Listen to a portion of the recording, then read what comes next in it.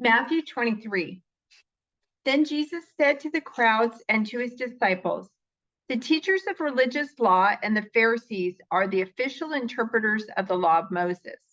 So practice and obey whatever they tell you, but don't follow their example, for they don't practice what they teach. They crush people with unbearable religious demands and never lift a finger to ease the burden. Everything they do is for show. On their arms, they wear extra wide prayer boxes with scripture verses inside. And they wear robes with extra long tassels.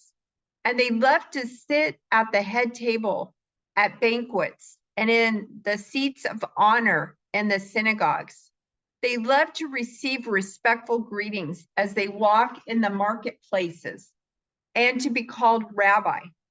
Don't let anyone call you rabbi, for you have only one teacher, and all of you are equal as brothers and sisters. And don't address anyone here on earth as father, for only God in heaven is your father.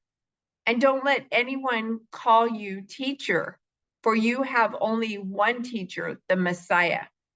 The greatest among you must be a servant, but those who exalt themselves will be humbled, and those who humble themselves will be exalted.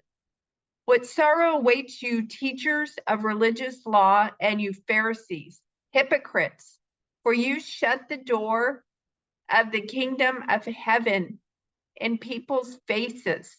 You won't go in yourselves, and you don't let others enter either. What sorrow awaits you, teachers of religious law, and you Pharisees, hypocrites, for you cross the land and sea to make one convert, and then you turn that person into twice the child of hell you yourselves are. Blind guides, what sorrow awaits you? For you say that it means nothing to swear by God's temple, but that it is binding to swear by the gold in the temple. Blind fools, which is more important, the gold or the temple that makes the gold sacred?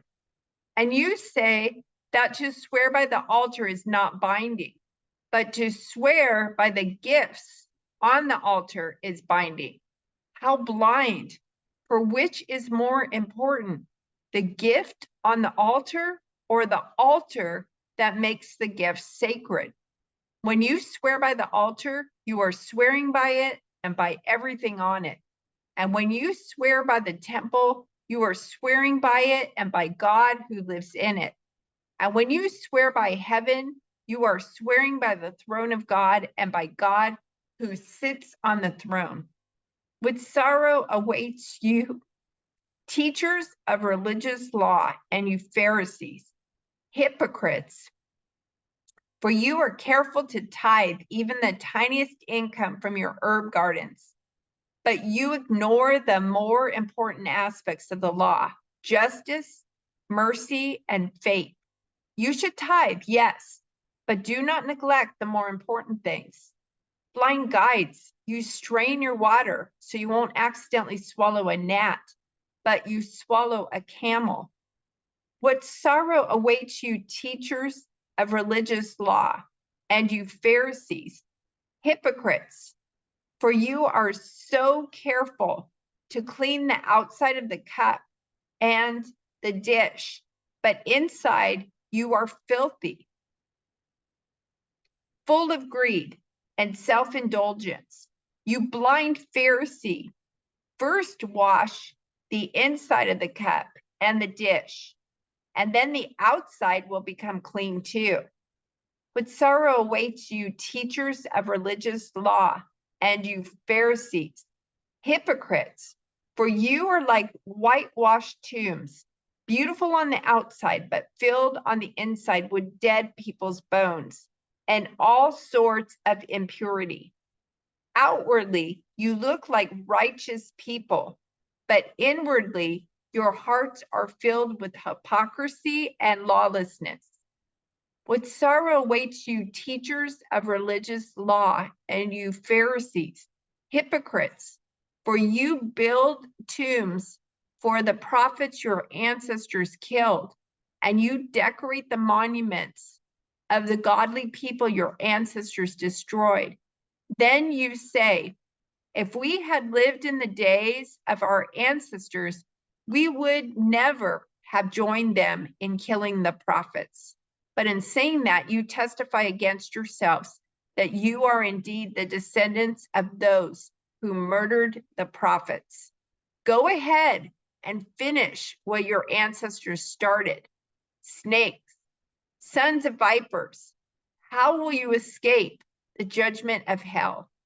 Therefore, I am sending you prophets and wise men and teachers of religious law. But you will kill some by crucifixion, and you will flog others with whips in your synagogues, chasing them from city to city. As a result, you will be held responsible for the murder of all godly people of all time, from the murder of righteous Abel to the murder of Zechariah, son of Berechiah, whom you killed in the temple between the sanctuary and the altar. I tell you the truth, this judgment will fall on this very generation. O Jerusalem, Jerusalem, the city that kills the prophets and stones God's messengers.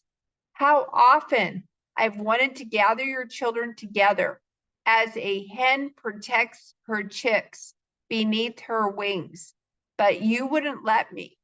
And now look, your house is abandoned and desolate. For I tell you this, you will never see me again until you say, blessings on the one who comes in the name of the Lord.